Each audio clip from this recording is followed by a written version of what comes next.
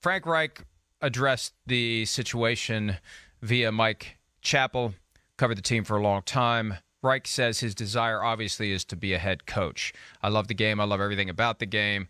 So you keep all your options open. There's disappointment and hurt. It hurts to have it happen in the middle of the season, but I understand the business side of things. I have a tremendous amount of respect for Mr. Irsay, and I've come to trust his instincts and his knowledge of the game. I just know he's doing what he thinks is best for the team. High road for Frank Reich. Look, every coach who gets fired wants to coach again. You want to get back on the horse. The problem is there's only 32 total horses, and they're all filled.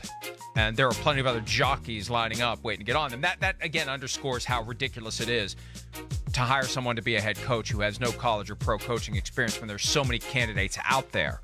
Former coaches, current coaches, whoever.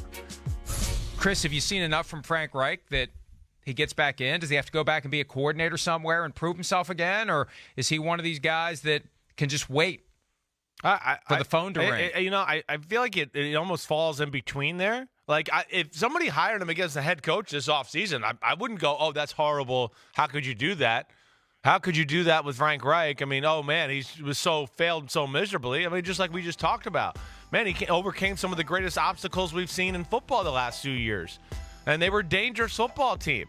I think his offense is pretty damn creative, really. So there's things I like. There's been one issue. I mean, again, it's one issue that's plagued the guy. It's quarterback. And a lot of it's not his doing. I mean, Andrew Luck looked great the year he was there. As we discussed yesterday, they were 10-6 going into Kansas City, and a lot of the football world said, wow, the way the Colts are playing Andrew Luck, they're going to go in and upset Patrick Mahomes and the Kansas City Chiefs. I mean, so I certainly think he's worthy of that. I have no problem with that. I do. Now, I don't know, and the perception doesn't seem to be of that, as far as the national media to a degree. I don't know if they value him maybe quite the same way you and I do. Maybe he does have to go back to offensive coordinator, but I think he's done enough, and we've seen guys that have done far less get another crack at it. I mean, 2 playoff and, 2 other fringe playoff seasons to go along with it. It's a pretty damn good run he had in Indianapolis, I think, when you put it all together. Look, he was the offensive coordinator for an Eagles team that somehow, some way upended the Patriots with a backup quarterback in 2017. That's what got him the job in the first place. It never got stopped in that game, right? I mean, that was walked into an incredibly difficult situation in 2019. He had 1 year that was peaceful in 2018, and what happened? They made it to the final 8. The Chiefs, they went to Kansas City. What do you expect? I know. It wasn't a blowout. No, so, that's what I mean. I know we had people in our set. There was people all over the country going, the Colts are going to go in there and upset them. I mean, that's what kind of football they were playing at that point.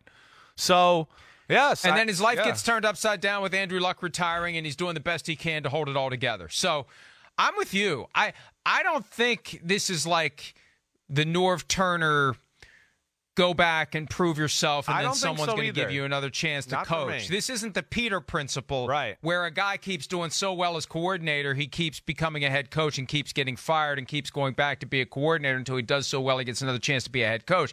And you know what, Chris? And look, I don't mean this to be a comment on Ron Rivera, but I'm sure Dan Snyder would love to hire Frank Reich for the reasons we discussed earlier. Wouldn't he love? I mean, and he's selling the team. But I'm sure they'd love to find a way to bring Frank Reich on board if they could, even as a consultant for the rest of the season. I would be shocked if they haven't at least had that discussion somewhere, somehow, even though Dan Snyder continues to be on double secret probation, whatever that means. I suspect the name Frank Reich has been mentioned in connection with, is there something we could find for him for the rest of the year? That would be hilarious. That would be the ultimate troll job right there. But Mike, you said it right. I'm with you there. I think this is a guy that's shown he can lead. He can. And, even to go 7-9 that year with Jacoby Brissett, that was impressive. I mean, it was. They were competitive and really kind of playing good. Jacoby Brissett, if anybody remembers, got hurt a little bit. That threw him off, for a little while, and he didn't play that good. And they lost a few games in a row. And then as we talked about in the COVID year, There comes Phillip Rivers, tough, gutsy, I get that, but can't throw the ball down the field. And they go 11-5, and like we were talking yesterday, they got Josh Allen and the Bills on the absolute ropes. So that's where. And then this year, as bad as this year was, it wasn't like, oh my gosh, this is like the worst thing we've ever seen. The offense and the offensive line specifically really struggled. There's no question about that. That's the biggest downfall of the football team. And then a quarterback that is not capable of playing behind that at this point of his career. But again, competitive in every game. Yeah, did we view as some of them they should have won? Or should they have tied the Houston Texans? Okay, no, they made some mistakes that day.